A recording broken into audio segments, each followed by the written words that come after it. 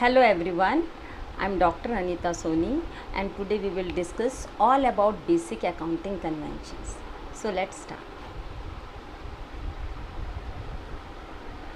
Basic accounting conventions are very important for accountant as it helps him to prepare financial account statements and display its true and fair positions. So we will see that why conventions are important. Accounting conventions are established with a motive to bring uniformity in the books of accounts at the time of preparing them. Conventions are like customs or traditions that help the accountant to communicate clear accounting picture. दूसरे शब्दों में हम कह सकते हैं कि accounting convention जो हैं अकाउंटेंट को अपनी ऐसी गाइडलाइंस देती हैं जो उसे हेल्प करता है कि वो अकाउंटिंग स्टेटमेंट्स बिल्कुल फेयर एंड ट्रू वे में बना सके और ये फाइनेंशियल स्टेटमेंट्स को प्रिपेयर करने में प्रेजेंट करने में बहुत ही ईज़िली हेल्प करता है और फाइनेंशियल स्टेटमेंट्स को बहुत ही क्लियर और मीनिंगफुल बनाते हैं आपके अकाउंटिंग इक्वेशन। तो हम देखेंगे अब बहुत वो सारी इम्पॉर्टेंट अकाउंटिंग कन्वेंशंस।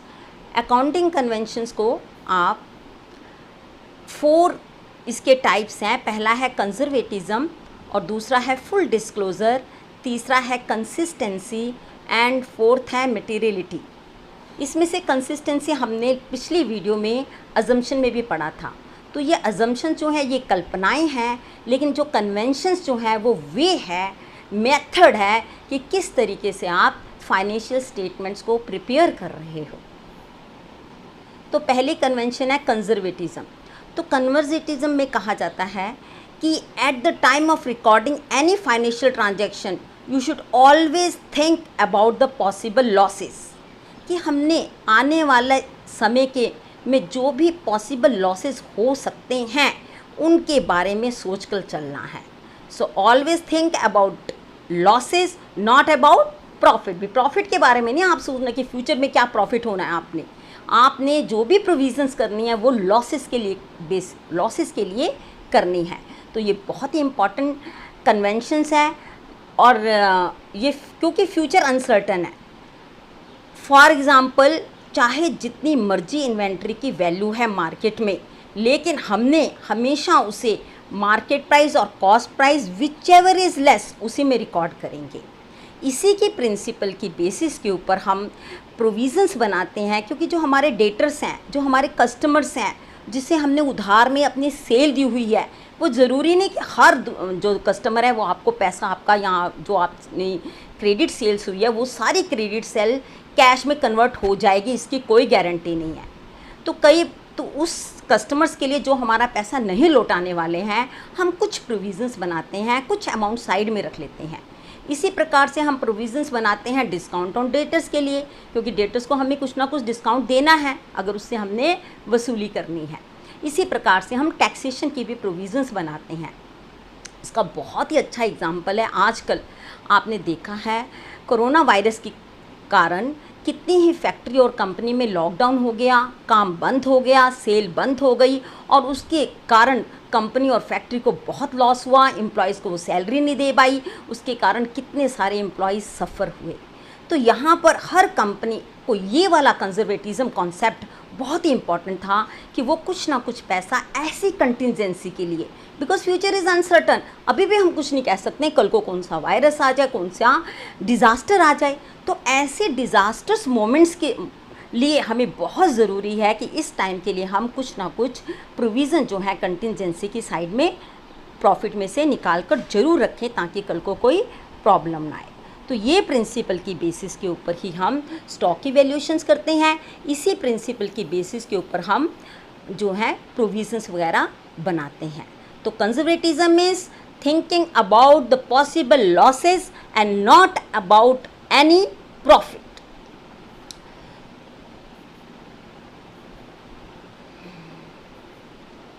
तो आगे हम देखेंगे कि इसका क्या सिग्निफिकेंस है।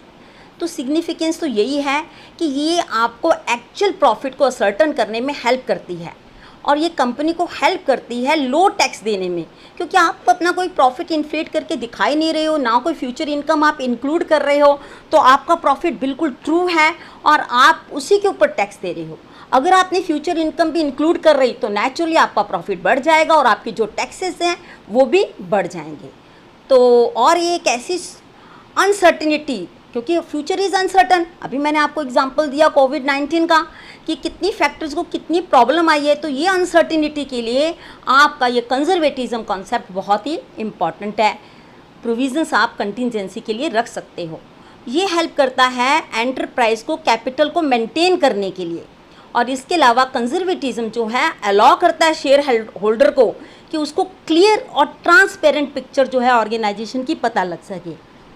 तो फाइनेंशियल स्टेटमेंट्स हैं इस कंजर्वेटिज्म के कन्वेंशन के बेसिस के ऊपर ओवरस्टेटेड नहीं होती हैं, और इसीलिए शेयर होल्डर को एक एक्यूरेट पिक्चर कंपनी की फाइनेंशियल पोजीशन की पता चल जाती है और वो उस बेसिस के ऊपर इन्वेस्टमेंट करने की डिसीज़न ले सकता है।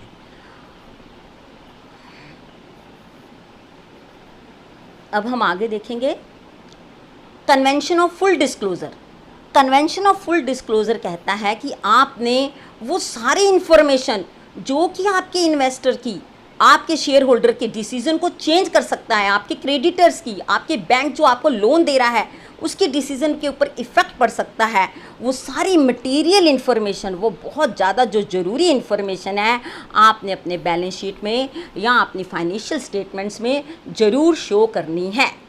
ये कन्वेंशन अकाउंटिंग स्टेटमेंट्स को ऑनेस्टली प्रिपेयर करने में हेल्प करता है और जितनी भी सिग्निफिकेंट इन्फॉर्मेशन है उसको डिस्क्लोज करता है। अदरवाइज़ कई कंपनियों का आपने सुना ही है, सत्यम स्कैम हुआ था, कई प्रकार के जो स्कैम होते हैं कंपनी के द्वारा वो इसीलिए होते हैं कि वो फुल डिस्क्लोज नहीं करते हैं, मटेरियल इन्फॉर्मेशन नहीं बताते हैं। फॉर एग्जांपल कंपनी ने बहुत सारा लोन लिया हुआ है और वो लाइबिलिटी में शो नहीं हो रहा है, तो this is very very wrong, और इससे जो है इन्वेस्टर जो है वो उनका जो है हम उनको क्या कर रहे हैं, चीट कर रहे हैं, तो ये नहीं होना चाहिए। इसीलिए हमें कंपनी को जो मेन इम्पॉर्टेंट इन्फॉर्मेशन है, जो मेन अकाउंटिंग रिकॉर्ड है, वो ज़रूर शो कर देना चाहिए। तो इम्फोसिस है इसके ऊपर मटेरियल इन्फॉर्मेशन के ऊपर, इममटेरियल इन्फॉर्मेशन को आपको दिखाने की ज़रूरत नहीं है। आगे हम देखेंगे convention assume great importance in respect of corporate organization, जहाँ पर मैनेजमेंट अलग है ऑनरशिप से, इसीलिए बैलेंस शीट और प्रॉफिट एंड लॉस अकाउंट को हम प्रिस्क्राइब करते हैं कंपनीज एक्ट 1956 के अनुसार, ताकि जो सिग्निफिकेंट इन्फॉर्मेशन है कोई भी बाकी ना रह जाए। इसके एग्जाम्पल है कि सिग्निफिकेंट इवेंट, अगर आपने बैलेंस शीट बना ली है समझ लीजिए, और उसकी 31 मार्च है, समझ लीजिए आपका अकाउंटिंग ईयर 31 मार्च को ख़त्म हो रहा है, और उसके पहले पहले अगर आपके कोई ऐसी इवेंट घटा है जिससे आपकी फाइनेंशियल स्टेटमेंट्स के ऊपर बहुत इफेक्ट पड़ सकता है, तो आपको वो ज़रूर ब ज़रूर डिस्क्लोज कर देना चाहिए। डिटेल ऑफ प्रॉपर्टी है, प्लांट एंड इक्विपमेंट है, that can not be presented on the face of balance sheet, but we can show them in a detailed schedule which can be attached with the balance sheet। इसी प्रकार से हमने जो भी depreciation आपका हुआ है उसके अभी पूरा डिटेल एक अनेक्शर में या एक नोट में ज़रूर, फुट नोट में ज़रूर शो करना है। तो ऐसी सारी इन्फॉर्मेशन जो डिसीज़न चेंज कर सकती हैं इन्वेस्टर का, शेयर होल्डर का, क्रेडिटर का, बैंक का, वो सारी इन्फॉर्मेशन हमने फाइनेंशियल स्टेटमेंट्स में ज़रूर डिस्क्लोज करनी है। इसमें किसी भी प्रकार की कोई भी इंफॉर्मेशन हमने छुपानी नहीं है, सब कुछ डिस्क्लोज करना है। आगे इसका क्या सिग्निफिकेंस है कि हम फाइनेंशियल स्टेटमेंट्स को डिफरेंट बिजनेस यूनिट्स को आपस में कंपैरिजन कर सकते हैं, और ये हेल्प कर सकती है कि डिफरेंट ईयर्स में बिजनेस यूनिट्स को आपस में आप फाइनेंशियल स्टेटमेंट्स को कंपेयर कर सको। और इसका सिग्निफिकेंस है कि ये कन्वेंशन हेल्प करती है इन्वेस्टर को, शेयर होल्डर्स को, ताकि वो अपनी इन्वेस्टमेंट की डिसीजन इसके बेसिस के ऊपर ले सकें। तो convention of full disclosure presents करती है reliable information about the company. और इसीलिए फुल डिस्क्लोज़र है, that is very very important. कई प्रकार के सर्कमस्टेंसेस होते हैं, इवेंट्स होते हैं, अदरवाइज़ जो है फाइनेंशियल स्टेटमेंट्स में अगर किसी भी प्रकार की कोई इन्फॉर्मेशन आप शो नहीं कर सकते हो, then and that case you are going to cheat your users. तो we should disclose all the important information. और एक रह गई, 1 मिनट में आपको दिखाती हूँ स्लाइड्स में, कि purpose of this convention is to communicate all material and relevant facts of financial position and the result of operation which have material interest to proprietor, creditor and investor. In nutshell, हमें वो सारी information जो हमारे users को, stake holder को की decision को effect कर रही है, हमें ज़रूर ब ज़रूर बैलेंस शीट में दिखा देना चाहिए, अपनी फाइनेंशियल स्टेटमेंट में ज़रूर शो कर देना चाहिए। अगला हम देखेंगे consistency. Consistency is also assumption and it is also a convention. तो मैं इसमें आपको बताती हूँ कि कैसे आपने कंसिस्टेंसी में ही अपनी बैलेंस शीट फाइनेंशियल स्टेटमेंट्स तैयार करनी है। जितनी भी अकाउंटिंग पॉलिसीज़ हैं या मेथड्स हैं जो कंपनी के द्वारा फॉलो किए जाते हैं, should be the same every year. Company should choose the most suitable accounting methods and treatments consistently that should be apply in every period. Bar bar changes should not be there. Changes are permitted only when the new method is considered better and can reflect the true and fair view of the financial position of the company. Change and its effect on profit should be disclosed on the in the financial statements. को कोई changes आई है तो आपने ज़रूर ब ज़रूर show करनी है।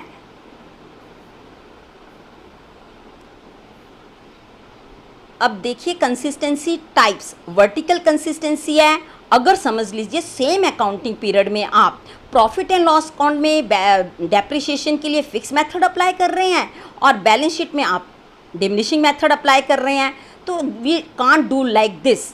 सेम अकाउंटिंग पीरियड में सेम फाइनेंशियल स्टेटमेंट्स जो प्रॉफिट एंड लॉस अकाउंट है या बैलेंस शीट में है, उसमें जो भी मेथड आप डेप्रिसिएशन का यूज़ कर रहे हैं या कोई प्रोविजंस ले रहे हैं आप डेटर्स के ऊपर, या आप ले रहे हैं डिस्काउंट ऑन डेटर्स या क्रेडिटर के ऊपर, तो वो सारी प्रोविजंस एक जैसी परसेंटेज होनी चाहिए, चाहे वो प्रॉफिट एंड लॉस अकाउंट है चाहे बैलेंस शीट है, सेम अकाउंटिंग पीरियड में। हॉरिजेंटल में आप जैसे अभी 2019 में आपने बैलेंस शीट बनाई और अब आपने 2020 में बैलेंस शीट बनाई है, तो दोनों ही बैलेंस शीट में आपस में जो है वो कंसिस्टेंसी होनी चाहिए। तो ये है ईयर टू ईयर कंपैरिजन में। फिर ये थर्ड डायमेंशनल कंसिस्टेंसी, ये है जब आप दो इंडस्ट्री को आपस में कंपेयर करते हो तो उनकी पॉलिसीज़ में भी कंसिस्टेंसी ज़रूरी होनी चाहिए। Period should not be change frequently from January to December to April to March. Inventory valuation should not be changed from FIFO to LIFO or LIFO to FIFO or weighted average, means frequently changes should not be there. Exceptions are always there. Changing depreciation policy from straight line to reducing balance method frequently, it should also not be there. तो ये consistency के हम देखेंगे significance क्या है। It helps in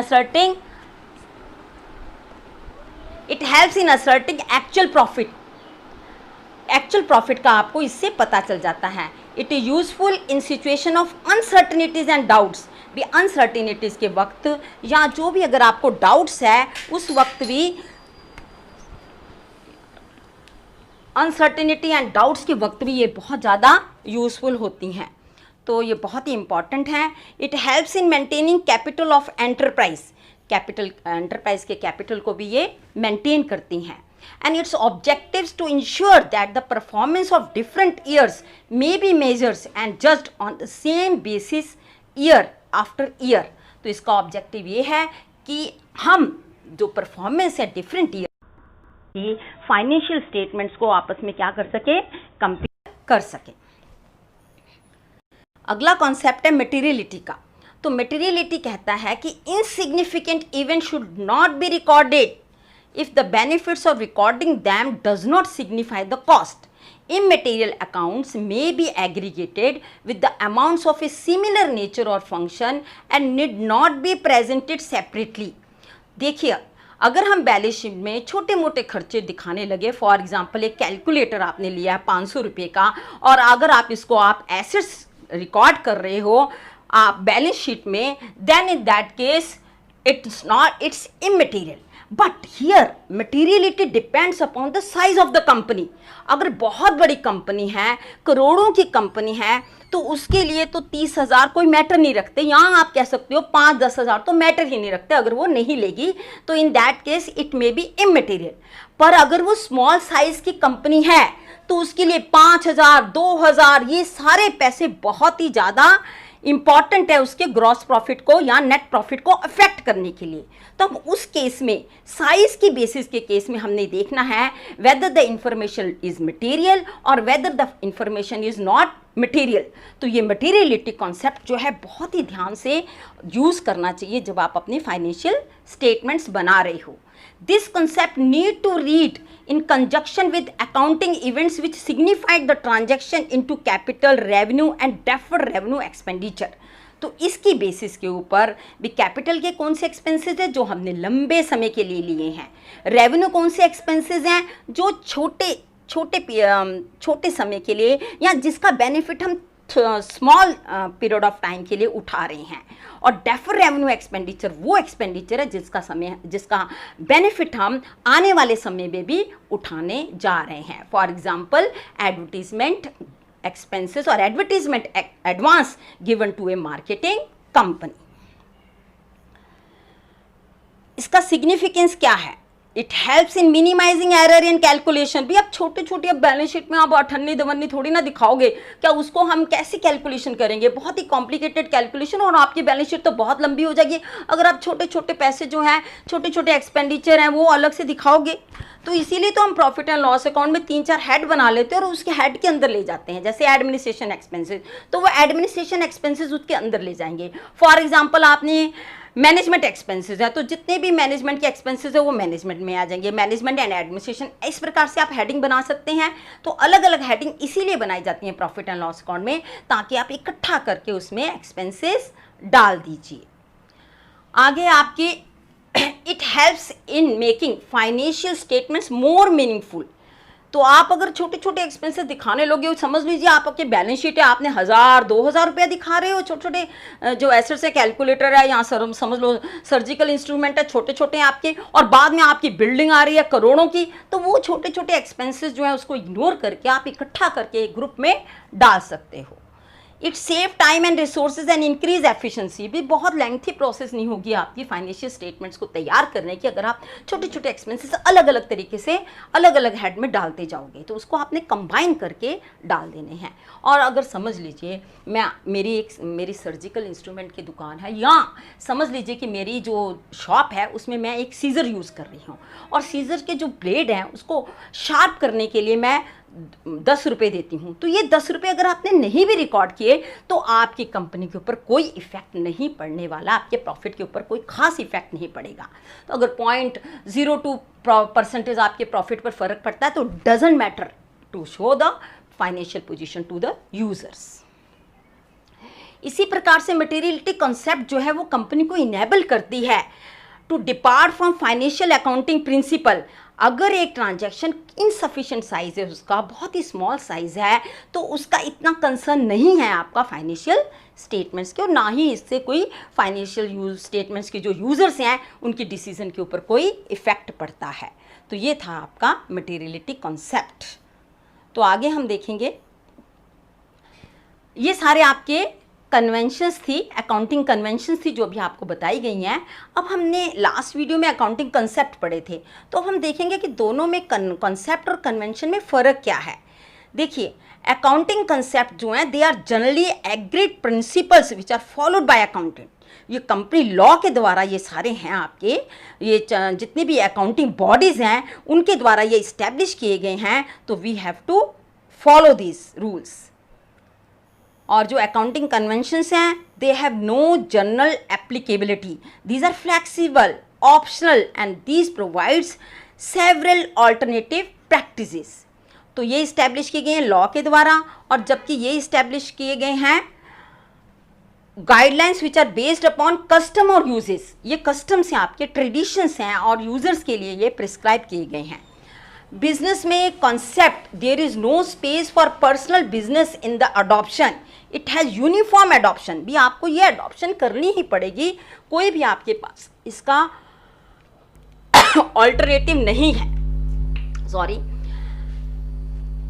तो business in adoption it has no uniform adoption. तो convention में है कि आपकी बायसनेस आ जाती है, इसमें यूनिफॉर्म अडॉप्शन पॉसिबल नहीं है। इसमें there is no space for personal business in the adoption, it has uniform adoption, जबकि इसमें कन्वेंशन में it has no uniform adoption. Use these are primarily use in recording, classifying, analysing and communicating financial information of a business, जबकि accounting convention जो है these are primarily use for preparing financial statements. इसको हम financial statements के लिए use करते हैं, जबकि जो आपके कंसेप्ट्स हैं वो रिकॉर्डिंग के वक्त, क्लासीफाइंग के वक्त, एनालाइजिंग करते वक्त, जब आपने जो भी काम करना है ना, आपने रिकॉर्ड करना है, जितनी भी प्रोसेस है उस प्रोसेस में आपके अकाउंटिंग कंसेप्ट यूज होने वाले हैं। जबकि आपके अकाउंटिंग कन्वेंशन जो हैं वो आपकी फाइनेंशियल स्टेटमेंट्स को तैयार करने के लिए, ताकि आप उसे कंपेयर कर सको आने वाले सालों में, इसलिए वो कन्वेंशन यूज किए जाते हैं।